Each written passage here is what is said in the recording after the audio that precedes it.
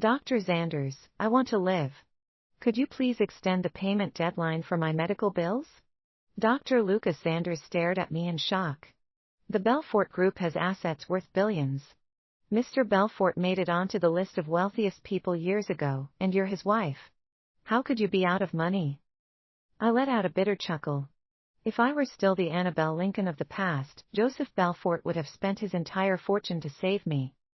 Yet, I betrayed him long ago. Years ago, his father was swindled and left the family drowning in debt. He ran off with the last of their money, leaving behind an elderly mother and a child.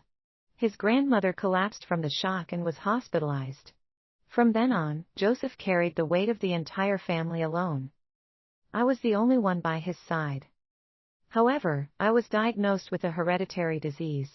My mother begged me to break up with him, but I refused.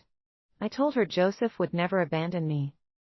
Yet, she said, do you want him to watch the person he loves most die before his eyes, just like you? How could I bear that? I locked myself in a room, crying for days and nights, then finally told him it was over. I told him his family was too messed up to give me a future and that I only liked wealthy people. At the time, he didn't give up. So, I staged a scene with Edmund Brooks. When he came to beg me to get back together for the 99th time, he found me in bed with Edmund. Later, he became successful, and the first thing he did was go to great lengths to marry me. I rejected him once, but he proposed again. The whole city joined in, delivering flowers to my door. Even the billboards displayed his love for me, and drones flew over the city with declarations of love for many days. Everyone envied me. Yet, he was only doing it to get revenge. He threatened to bankrupt Edmund if I refused. He would also go after the people around me. Everyone said he loved me to death and called me a fickle, heartless woman. Only I knew the truth, he married me to get revenge. Over the years, he brought countless women home. They would kiss, embrace, and do far more intimate things right in front of me. I would only watch coldly, then quietly close the door. He grew angry and once shoved me against the wall, demanding, "Don't you feel jealous at all?" He didn't understand. I had been waiting to die. Then, he brought home Yara Quinton. She looked exactly like me back then, the me who would never have betrayed him. I knew then that he no longer loved me.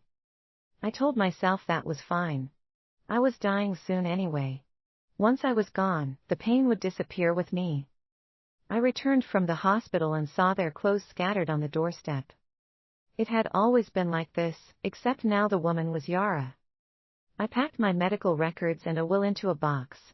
In this house, I'm probably as insignificant as the box itself.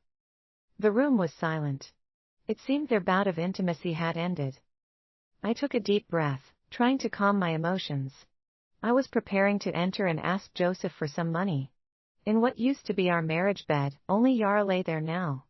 Her skin was exposed to the air, and the marks on her body were glaringly obvious. "Are you looking for Joseph?" He went out to buy egg tarts. I just casually mentioned it, and he rushed out immediately. "You know how long the line is for those egg tarts. He used to do everything for you, but now you're just some leftover trash he hasn't thrown out of the house." Joseph had always hated waiting in line. For him to do something like that meant he must truly adore her. Back when I loved a band, he saved up for 6 months just to buy me a ticket. When the sales booth opened, he lined up overnight to make sure he got one. I saw the dark circles under his eyes and felt my heart ache for him. Yet, he had only smiled and said, "I hate waiting in line, but Anna, remember this, as long as you're happy, I'll do anything for you. In my eyes, you're always the exception." His words echoed in my mind, but now, his heart belonged to someone else. He might take a while to come back. Do you want me to tell him anything? I was supposed to be the lady of this house, but in the end, it felt like I was the one who had intruded.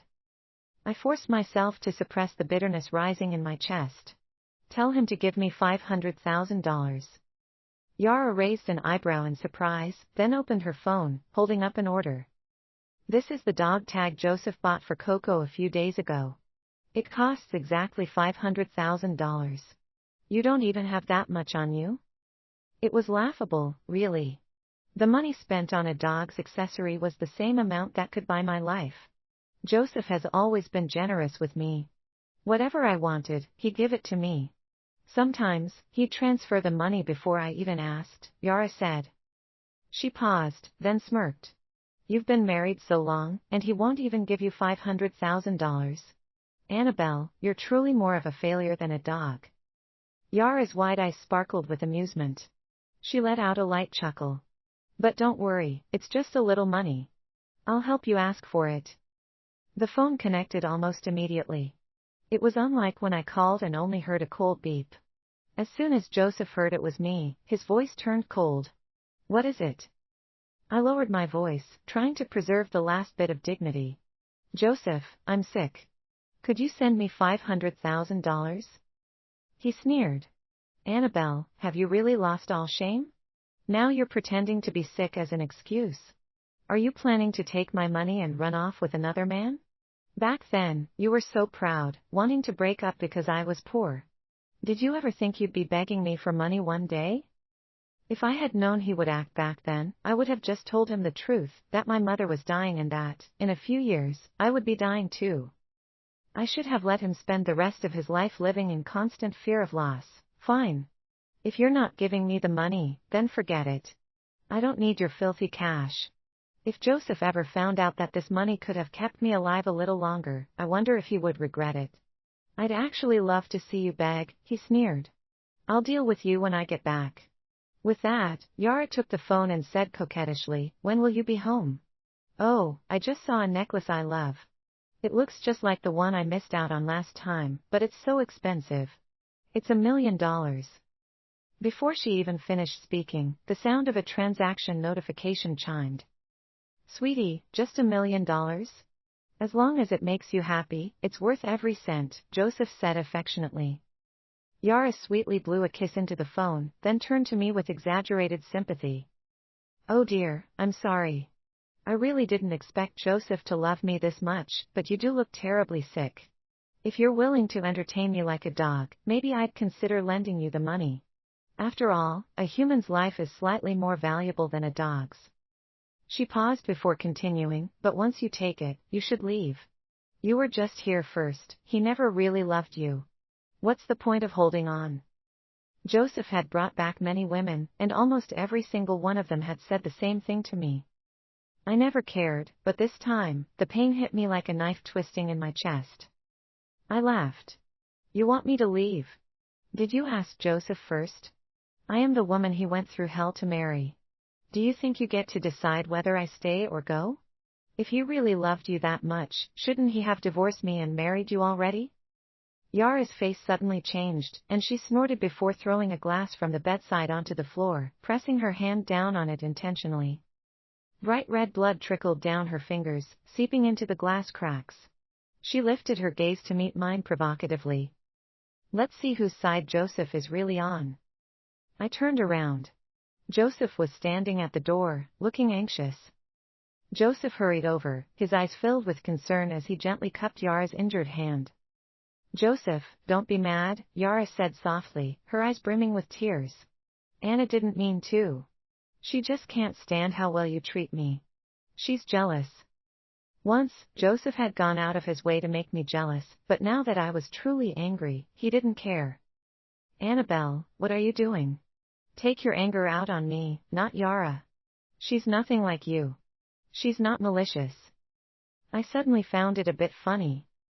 Are you telling me not to touch her? Fine, give me $500,000, and I won't cause any more trouble for her. Yara's eyes filled with tears as she cried. I just want to be with Joseph. What's wrong with that? You're the one who hurt him. Let me love him. Annabelle, does his love mean so little to you? I'll give you $1 million. Please, just never hurt him again. Youth was a wonderful thing. Yara could express her love openly. Even when her words sounded naive, no one would mock her. Joseph's expression softened as he gently wiped away her tears. If none of this had happened, would we have been like this, too? You haven't changed at all. You still love money more than anything, he said coldly. Tell me, Annabelle. In your entire life, have you ever truly loved anyone? My heart tightened at the question. I used to love him more than anyone, but the one who knew the truth is long gone. I avoided his gaze, answering casually, "Don't change the subject. Just tell me, are you going to give me the money?" Joseph sneered coldly. "You want money from me? After you upset my precious Yara, you expect me to help you?" Joseph used to be poor, but he would spend everything on me, even when he barely had enough for himself. I looked at his face, struggling to hold back the tears in my eyes and the pain in my chest. "What do you want from me? Don't you think you owe someone an apology? Is this how your mother raised you?" I clenched my teeth, forcing myself to keep my emotions in check. "Sorry. Is that enough for you? What kind of attitude is that?" Yara gently pulled on Joseph's arm and whispered, "It's okay, Joseph. She didn't mean it. Besides, maybe her mother never taught her how to apologize." Joseph stroked her head and affectionately said, "No, today she has to apologize to you. As long as I'm here, no one will bully you." Then, he tossed a card in front of me. "Kneel and apologize. When my darling is satisfied, you can take the card and leave."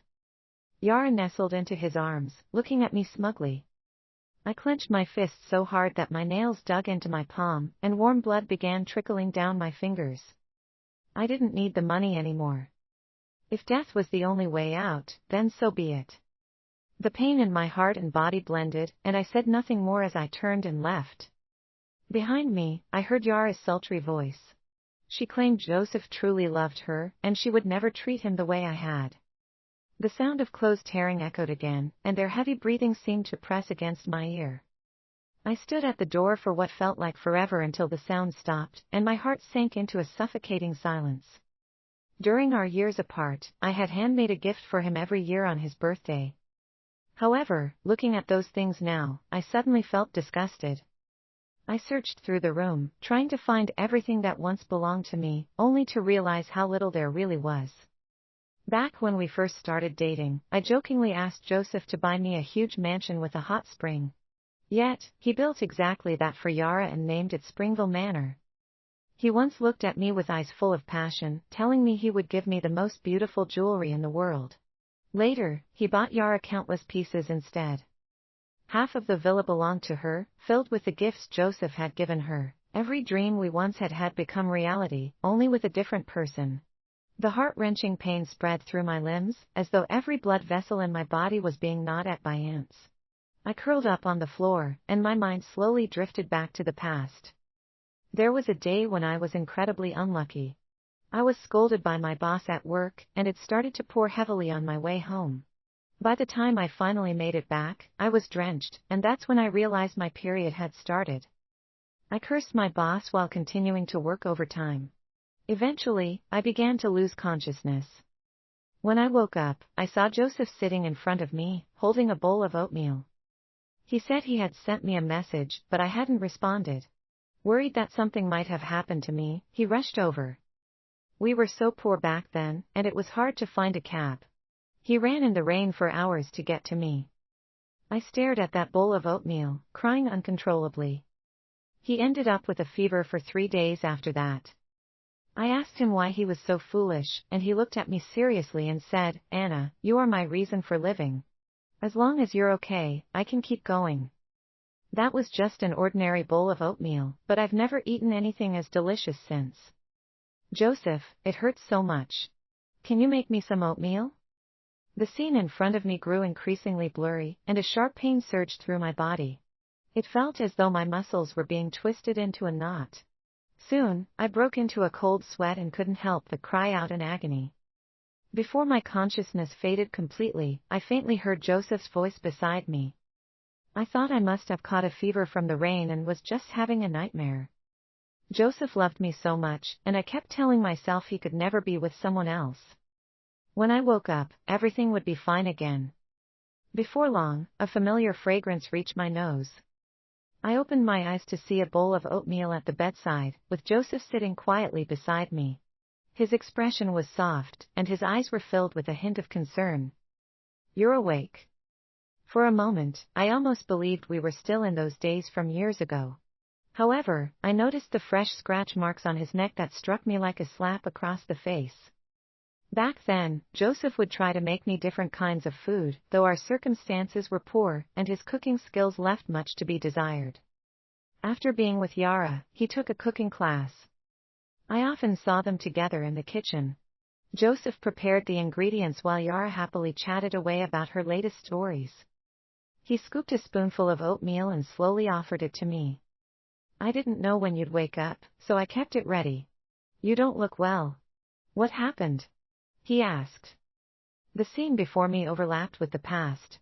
He looked just like the young man who once loved me deeply, but we could never go back.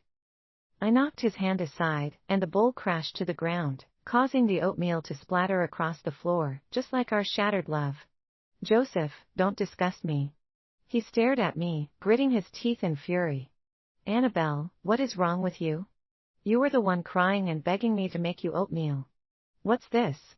It seemed that everything I had seen before wasn't just my imagination. Yet, it didn't change the fact that he no longer cared about me. Was this pity or a mere act of charity? The world had never been kind to me, but the one who hurt me the most was him. I didn't need his money, nor did I need him. I forced a smile and met his gaze. I was just messing with you. Can't you tell? Look at you, running over the moment I so much as crook a finger. You're no different from that dog Yara keeps. His face darkened with rage. With a curse, he swung his fist at the wall. Yeah, I'm pathetic, he spat. Even after you threw me away like trash and slept with someone else, I was still the one begging to marry you. I just can't let you go, I love you. All these years, you've played me like a fool, but do you even know how happy I was when you cried in my arms that day? Is your heart really made of stone, Annabelle? Pain flashed through my eyes, but before I could speak, he suddenly lowered his head and kissed me. His kiss was rough, desperate, and full of suppressed emotions. His hands roamed over my body, and my clothes were quickly torn to shreds. Panic gripped me. No matter how hard I pushed, I couldn't budge him. I bit down on his lips with all my strength, but instead of stopping, his movements only became more frenzied. Just then, Yara's ringtone blared. He shot me a hateful look before answering the call. Yara's voice trembled with panic. Joseph, I've been kidnapped. They're forcing me to make this call. I know you and Anna have made up, and I shouldn't be disturbing you, but I'm really scared. I just wanted to hear your voice one last time. I hope Anna can stay by your side and love you in my place. Joseph looked at me and coldly said, I don't have to go. Annabelle, if you say the word, I'll cut all these women off. We can go back to how things used to be. I couldn't help but laugh at his words. Back then, I had begged him more than once. Joseph, can you stop tormenting me? Let's talk this through and start over, okay? Can you at least acknowledge me? Just say one word, just one, I had begged. The very next day, he had shown up with another woman, kissing her passionately in front of me. Annabelle, what right do you have to say this to me? You're disgusting. After that, I stopped caring. Now, I looked at him and let out a cold chuckle. Joseph, don't make me sick. He stared at me for a moment before throwing me onto the bed. You chose this. Don't regret it. The next day, the city was abuzz about how Joseph had spent $100 million to ransom Yara. People were talking about our relationship. That bitchy Annabelle dumped Joseph for money, and now that he's successful, she's crawling back to seduce him. Who knows what kind of tricks she pulled to make him marry her? Thank heaven he finally found his true love. Joseph and Yara are the perfect match. When is that disgusting woman going to leave? Just seeing her makes me sick. I shut off my phone. I had an appointment with the doctor today anyway. On the way there, I ran into Joseph's group of friends. They pointed at me and hurled insults my way. Annabelle, I've never seen anyone as vile as you. When Joseph was at his lowest, you turned your back on him and ran off with another man. Do you even realize he nearly took his own life back then? And now that he's rich, you have the audacity to crawl back to him? If I were you, I'd throw myself off a cliff and end it already. Indeed, Joseph loved me, but that was a long time ago. I lifted my chin and looked at them coldly. Love is a two-way street. No one owes anyone anything.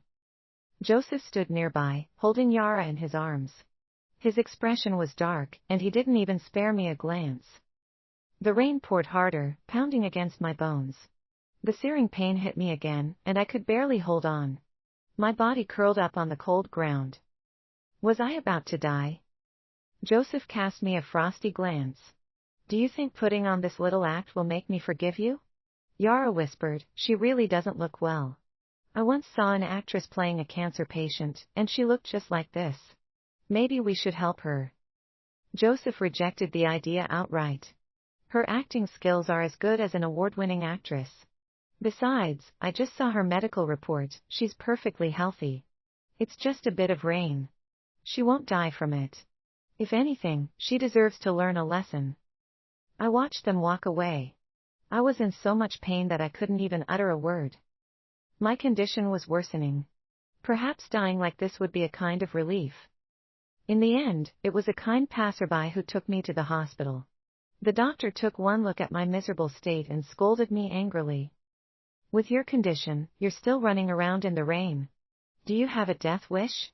Where's your family? Where are they? I gave a bitter smile and said that they had died many years ago. The doctor lectured me, telling me to take better care of my health. Then, he handed me a series of medical forms. Even a stranger cared about me, yet my own husband had left me to die in the rain without a second thought. On my way downstairs, I ran into Joseph and Yara. They had come out of the obstetrics department. Yara spotted me and waved her prenatal exam results at me with a bright smile. Anna, are you here for a checkup too? If I had known, I would have brought you along. The doctor just confirmed that I'm pregnant. Joseph is going to be a dad. I couldn't help but find it ironic. Yara was sweetly holding my husband's arm, proudly sharing the joy of her pregnancy. Joseph glanced at me, looking disgusted at my dirty clothes. You're still my wife. Could you at least try to maintain your image when you go out? Why are you running around like this? Wait. Yara suddenly called out softly, covering her stomach. Look, it's kicking me. Joseph turned to her and warmly smiled.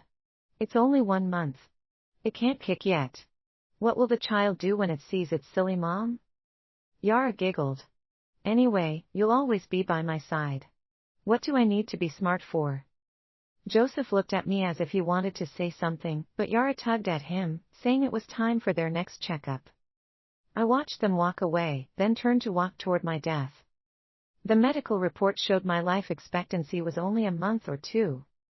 Perhaps to kill time while waiting, Yara started a live stream to share her joy. She lifted the edge of her top slightly to reveal her stomach. Joseph looked at her, his eyes darkening with desire. The viewers flooded the chat with congratulations and insults toward me. Look, they are truly in love. Can that shameless woman just leave already? How are you still clinging on to the title of Mrs. Belfort? Yara is pregnant. If you had any self-respect, you'd pack your bags and leave. I had seen these comments countless times before. Most of them were Yara's fans, while the rest were likely paid trolls. Joseph seemed to be enjoying himself, continuously sending gifts in the live stream, filling the screen with presents. Yara was beaming, showing off a recent order Joseph had placed for her, which included a set of lingerie. The followers continued to tease them, saying how great their relationship was.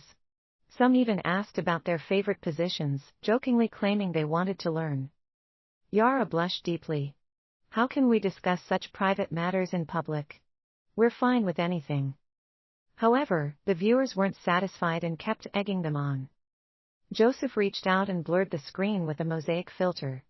Even so, faint silhouettes of the 2 standing figures remained visible as their clothes gradually fell to the floor. The suggestive sounds coming from the stream sent the comments section into a frenzy. Be careful with the baby. Their voices grew louder, and I couldn't hold it in any longer. I gagged and retched. It had been too long since I had eaten, and nothing came up except a pool of blood. The doctor looked at me in confusion and asked what I was doing there. I heard Mr. Belfort reserved a special room upstairs for his lover to rest. Aren't you his lover? His lover was no longer me. I used to have a child with Joseph. Back then, I hadn't fallen ill yet, and I thought I could carry our child. I had asked the doctor to keep it a secret from Joseph, telling him to wait until the pregnancy was stable. However, Joseph accidentally found my prenatal checkup slip at home, and he was overjoyed. "Anna, let's make up. I'll learn to be a good father and take care of you and the baby," he said. "Whatever you've done in the past, I forgive you. Let's start fresh."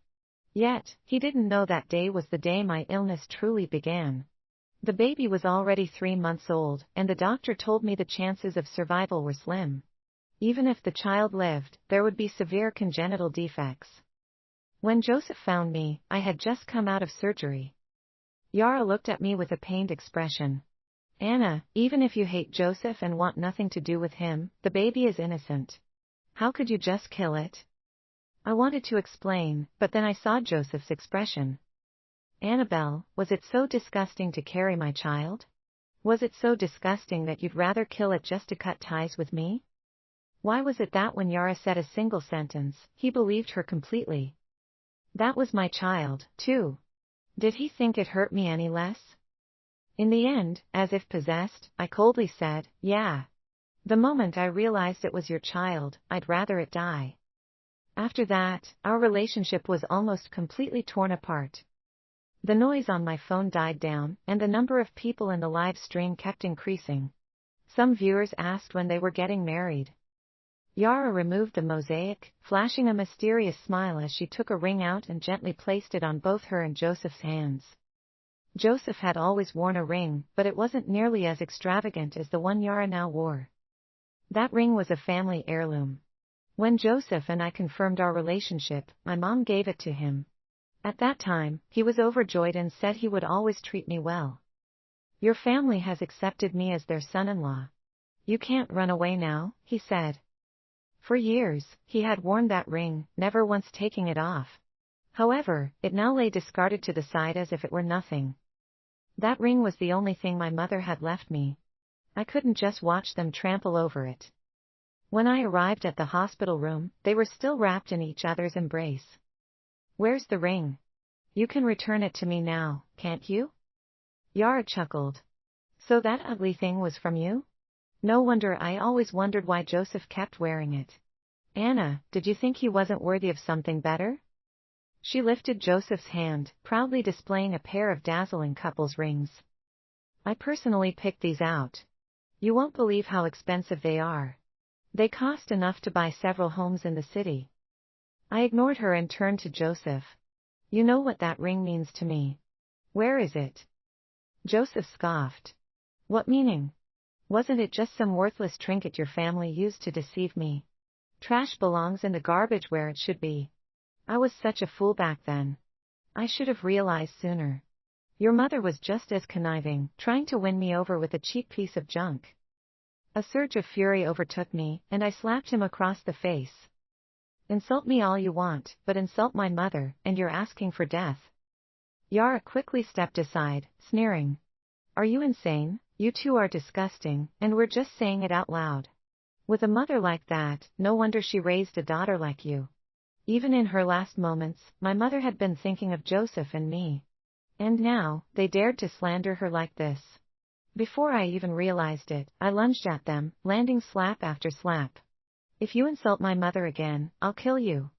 Joseph shielded Yara behind him and turned to me indifferently. "Annabelle, so you do have feelings after all. Yet, you're just like your mother. You both deserve to die. Let's get a divorce. I don't want to see you ever again." I looked at him, laughing and crying at the same time. This was how it all ended. They had their happiness, while I had nothing. Fine. They claimed to have thrown the ring in the trash, but after searching the hospital from top to bottom, I never found it. The stench of antiseptic and the foul odors of the hospital made me retch over and over. I was coughing up blood more frequently now. It felt like I really was about to die. I wondered if Joseph would feel even a hint of regret if he ever found out I was telling the truth. Joseph never came back. On the first day, I looked at the pills the doctor prescribed me. I took them, only to throw them up immediately. Meanwhile, Yara posted pictures of all the luxurious gifts Joseph had given her. On the second day, the bleeding wouldn't stop. To avoid dirtying the house, I could only sit in the bathroom. Yara posted photos of herself in a wedding dress on social media, claiming to be the happiest woman in the world. It felt like we were separated by underworld and heaven. When I came out of the hospital after my checkup, Yara sent me an address. Come quickly. There's a surprise for you. I didn't know what could possibly be a surprise for someone like me, who was about to die. The address led to Springville Manor, the mansion Joseph had built for Yara. There were many luxury cars parked outside, some belonging to Joseph's family and friends. They were all smiling, and in the middle of the crowd stood Yara in her wedding dress. Yara, you look so beautiful in that dress. I've always said you two should have been together from the start. All this time was wasted because of that bitch, Annabelle. Let's not talk about that slut today. Joseph, are you finally happy with this wedding? They had all been there when Joseph and I got married, but back then, almost everyone had been cursing me. She's just a gold digger. You could have married anyone, but you chose her. Be careful. She'll just run off again when things get tough. If you're just trying to get back at her, that's one thing, but don't get too involved with her. Annabelle, you better keep to yourself. If I find out you've hurt Joseph again, don't blame us for what will happen. Joseph smiled. We aren't just celebrating the wedding. Our child is 1 month old today. You're being unfair. Yara is carrying your child. You don't still plan to let her be the mistress, do you? If you want to stay with Annabelle, we won't stand for it. Joseph sighed in resignation. How could I? I was blind, but I've seen the truth now. Some people are just ingrates, no matter how well you treat them. I clenched my fists quietly, and the vows he once made echoed violently in my mind. I will only marry Annabelle in this life. I'm so lucky to have such a wonderful girlfriend. You don't know how envious everyone around me is. I'll be good to you forever. If there's a day I fail, I'll kill myself in front of you. Inside, he was celebrating new life with his guests. Outside, in a place where no one cared, I quietly met my end. Joseph, this was our final farewell.